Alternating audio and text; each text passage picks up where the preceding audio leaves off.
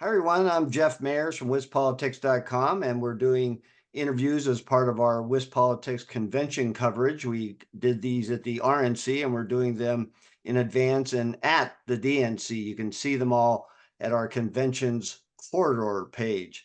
Today's guest is the mayor of Milwaukee, Cavalier Johnson. How are you, sir? Doing all right, Jeff. How are you? Doing great. So you're going as a delegate to the DNC. Is that better than being the host, the mayor of the host city for the RNC? Yes.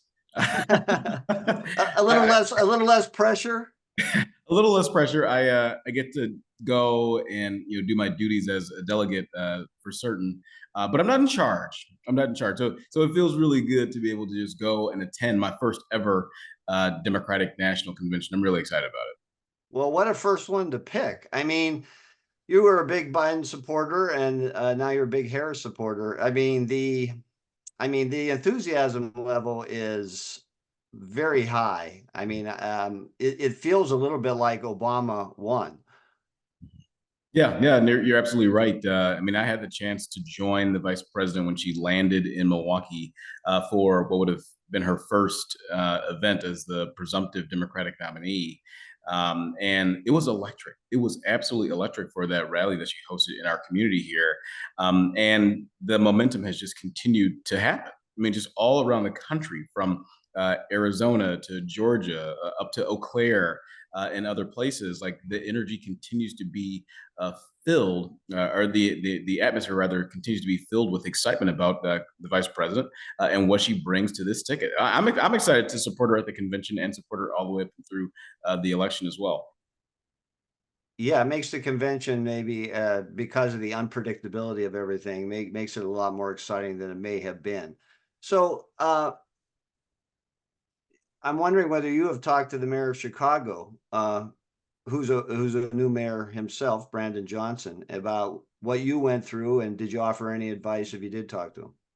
Yeah, so over the course of the last number of months, my team and Mayor Johnson's team have been in touch, considering that both cities are hosting this summer's conventions. Mayor Johnson and I are in pretty regular contact, not just because of the convention stuff, but because we both serve on a number of different boards and organizations, from the U.S. Conference of Mayors to the Great Lakes St. Lawrence Cities initiative. So we are in pretty close contact. One of the pieces of advice that I did offer, I mean, it's different scale, so we'll see if this is even possible. But I think that folks got a lot of value out of the early morning press conferences that Mhm. I hosted here in Milwaukee. So I'm hoping that in Chicago they take that same. Yeah, I agree. I mean, I think that for media in general, that was helpful, and it helped set the tone for the day. How did you think the city did overall? I think the reviews I heard from media and read in the press were good. How do you think, give yourself a letter grade. How'd you guys do? Yeah, I think the city did a really, really good job and showed itself in the proper way during the convention. My whole goal in bringing the convention here, and I think not just me, but other individuals as well, county exec, others, was to elevate Milwaukee, was to showcase Milwaukee across the country and around the world. And everybody that I spoke to, from delegates to media, from national media to media representing countries around the globe, they had an awesome time here. So much so that after the convention was over, there was this worldwide communications issue, and some flights were grounded. And some of the delegates were interviewed, and they said, "Well, there's no better place to be stranded than Milwaukee because they had such a great time here." So I think we did a really, really good job in elevating the city, and that was our whole purpose in this. Because I think by hosting the RNC, it puts us in position to attract other things that wouldn't otherwise come to Milwaukee, other large scale Mhm. political, business, sports, entertainment, trade shows, things like that, to come here, which creates a virtuous economic cycle for the people who live here and the people who work in businesses on the ground in Milwaukee. So I think we did a pretty good job. There's some businesses that didn't see the influx of Yeah. companies that they would have liked to see, and I wish that that was a little different. Maybe there are things that we can learn from that in the event that we host another Or large event like this in the future. right, or maybe expectations were wrong for, people depending upon which side of the, zone line they were on or whatever. I mean, I think that because it was such a new thing, I think expectations may have been, a little too high for some folks, but certainly, I mean, there's an economic boost. It may have been not even across the board in all sectors, but there was an economic boost. You can say that for sure, right? Oh yeah, and we'll see what that looks like. I know that as it relates to hotels in the city of Milwaukee, particularly this week, the week that the convention was hosted Right. in 2023, was about $5 million worth of spend. During the RNC, it was $19 million worth of spend. So there was a significant boost there. We'll see what it shakes out for the rest of the economy here. Okay, there was a tough situation that occurred outside the zone when a Samuel Sharp was who was wielding two knives was shot by Columbus, Ohio police, and that happened on the RNC day two. Now, what in reflecting on that, um, I mean, this was tough, I think, for all of you and for certainly his family and the people in the community there. What's the status of that, and do you think it was all handled right? Yeah, well, I mean, first and foremost, let me just again give my condolences to Mr. Sharp and to his family here in Milwaukee. Of course, no one ever wants to see an incident like that happen. I mean, this is the first time we're hosting something of this caliber in Milwaukee, and I certainly would have preferred not to see an incident like that happen as well. But as you let off with, Jeff, I mean, Mr. Sharp was wielding two knives and in a very aggressive manner was lunging at another individual and disobeyed the commands of police officers to drop those weapons. And the police officers engaged and ultimately and unfortunately, Mr. Sharp lost his life in that encounter. But in the conversations that I've had with law enforcement officers, and there were a number that were here, including local police officers, any officer, from my understanding, would have acted the same way that those Columbus police officers did in their attempts to make sure that they protected the unarmed individual who would have been possibly killed or severely injured by Mr. Sharp. Yeah, so is there an investigation or is it in the hands of the DA's office? Is there anything more that is happening on that front in regards to the Columbus, Ohio officers? Sure. So I immediately was in touch with the mayor of Columbus, Ohio, Mayor Andrew Ginther. He let me know that as part of the training for Columbus police officers, that they should have body-worn cameras that were on and were activated at the time of that encounter.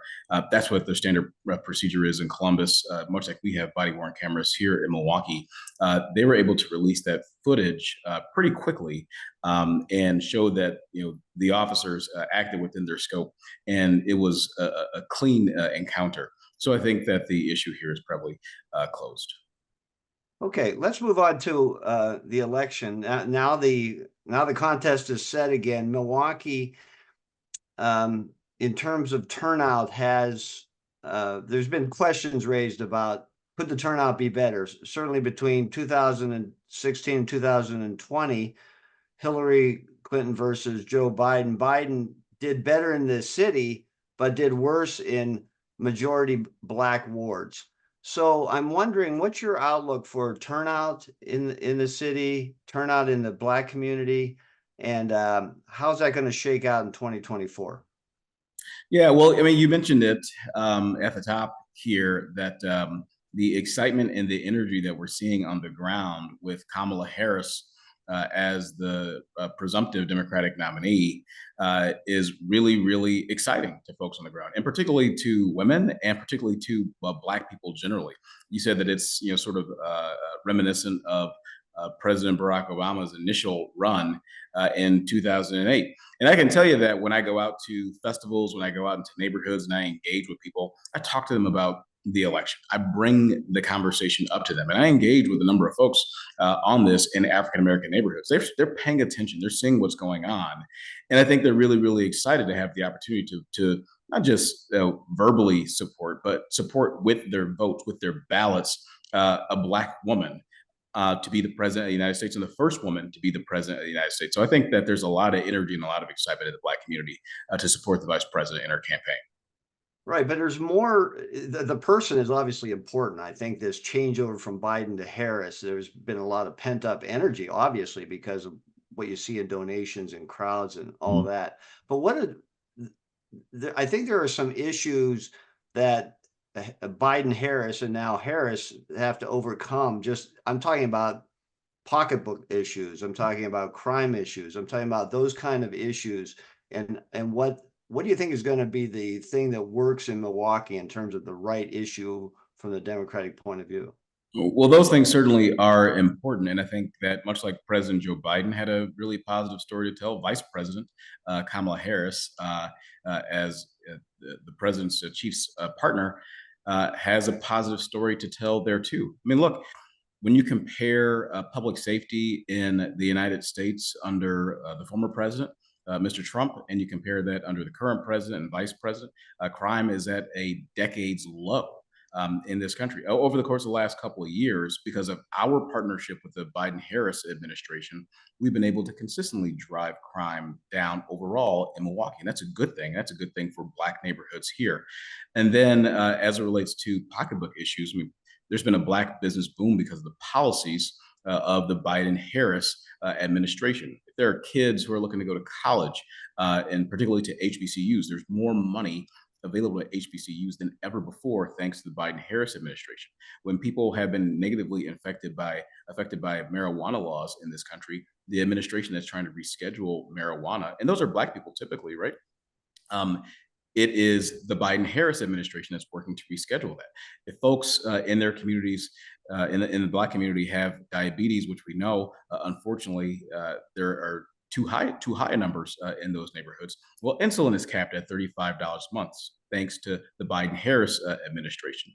The list goes on and on and on about the work that they have done and how it has positively impacted the Black community here in Milwaukee, across Wisconsin, and across the United States. So I think they've got a really, really positive story to tell.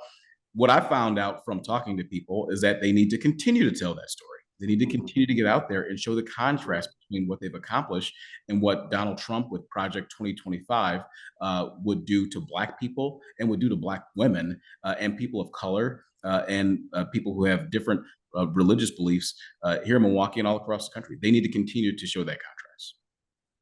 Okay, well, thank you, Mr. Mayor, for taking the time.